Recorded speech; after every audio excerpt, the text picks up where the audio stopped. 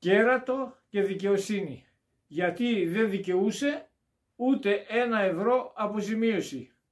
Πολλοί πιστεύουν πως αν ο ή σύζυγος σε απατήσει, δικαιούσε αποζημίωση για ηθική βλάβη, για την προσβολή της τιμής και της αξιοπρέπειάς σου.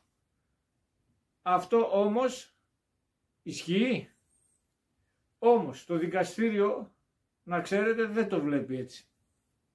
Σε μία δικαστική υπόθεση σχετικά πρόσφατη του έτους 2022, ο σύζυγος ζήτησε από το δικαστήριο 5.000 ευρώ ως χρηματική ικανοποίηση για ηθική βλάβη σε βάρος της συζύγου του, επειδή η γυναίκα του τον κεράτωσε. Ηθική βλάβη λοιπόν ζήτησε από το δικαστήριο. Τώρα το δικαστήριο τι έκανε? Το δικαστήριο λοιπόν απέρριψε το αίτημα ως μη νόμιμο. Συγκεκριμένα το απέρριψε γιατί η εξωσυζυγική σχέση δεν αποτελεί, αυτή ήταν η αιτιολογία, αυτοτελώς παράνομη πράξη κατά την έννοια του άρθρου 914 αστικού κώδικα, ούτε βαριά προσβολή της προσωπικότητας κατά το άρθρο 57 αστικού κώδικα, ούτε συμπεριφορά που προσκρούει στα χρηστά ήθη κατά την έννοια του άρθρου 919 αστικού κώδικα.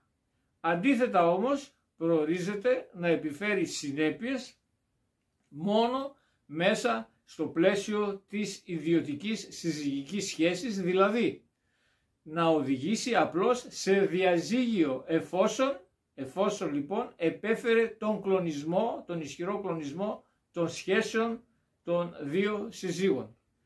Επειδή η μοιχεία, όσο σκληρή και αν είναι, συναισθηματικά βέβαια, έτσι, δεν θεωρείται παράνομη πράξη κατά τον αστικό κώδικα.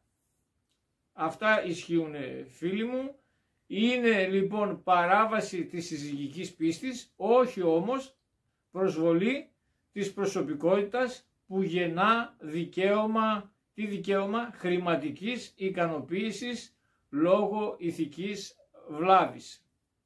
Λοιπόν, το μόνο που προκαλεί σε αυτή την περίπτωση νομικές συνέπειες είναι ο κλονισμός του γάμου, ο ισχυρός κλονισμός του γάμου που επιφέρει δηλαδή το διαζύγιο, όχι η οικονομική αποκατάσταση του προδομένου συζύγου.